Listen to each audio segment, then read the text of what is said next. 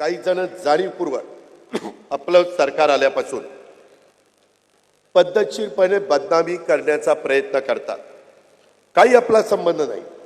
काहींनी काय स्टेटमेंट केलं की सामाजिक न्याय विभागावर अन्याय केला, अजित पवारांनी बजेट कमी केलं. गेल्या अर्थसंकल्पापेक्षा आपण अनुसूचित जमाती म्हणजे आदिवासी विकास विभागाला वाढवून दिलं 41%. सॉरी, मी 40% म्हटलं, 41%. हे पुढे येतच नाही. कुणीतरी सांगतं अजित पवारांनी अन्याय केला. लोकसभेला फटका बसल्यावर शेवटी लोकांची नाडी ओळखता आली पाहिजे. काय आपल्या चुकलं, का कुठं आपण कमी पडलो, आणि त्याच्यातून आम्ही सगळ्यांनी चर्चा केली आणि तिथून लाडकी बहीण योजना पुढे आली. कधी कधी काही जण असं बातम्या सोडतात की अजित पवार पैसे सोडत नाही. अरे पैसे सोडत नाही काय, माझ्या खिशात पैसे घेऊन बसलोय.